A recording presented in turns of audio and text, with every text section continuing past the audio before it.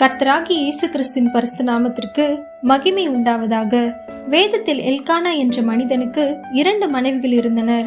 ஒரு மனைவியின் பேர் அன்னாள், மற்றொரு மனைவியின் பேர் பெனினாள்.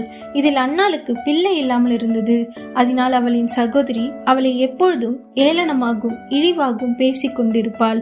இதனால் அன்னாள் தேவ சமூகத்துல போய் என்ன பண்ணாங்க தெரியுமா? வாங்க பார்க்கலாம்.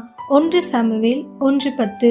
அவள் போய் மனம் கசந்து மிகவும் அழுது கர்த்தரை நோக்கி விண்ணப்பம் பண்ணி, ஆமாங்க, அண்ணன் மனம் கசந்து அழுது கர்த்தரிடத்துல ஜெபிக்கும் போது கர்த்தர் அவளின் கர்ப்பத்தை திறந்தார். அவள் ஒரு அழகான ஆண் குழந்தையை பெற்றெடுத்தாள்.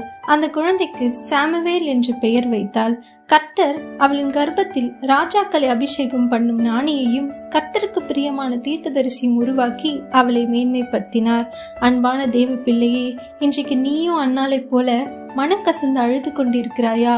இன்றைக்கு கர்த்தர் உன் வாழ்க்கையில ஒரு அற்புதம் செய்ய போகிறார், ஒரு அதிசயம் செய்ய போகிறார். நீ யார் முன்னாடி தலகுனிந்து நின்றையோ அந்த இடத்துல உன் தலையை கர்த்தர் உயர்த்த போகிறார்.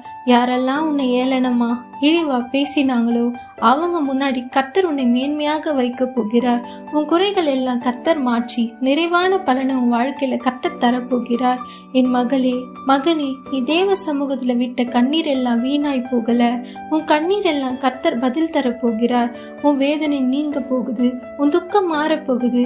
அதனால அன்னாலை போல உங்க இருதயத்துல இருக்க எல்லா கவலையும் கர்த்தரின் பாதத்துல வைத்துட்டு அவர் மேல நம்பிக்கையா இருங்க. அவர் உங்களை உயர்த்தி மேன்மைப்படுத்துவார். ஆமீன்.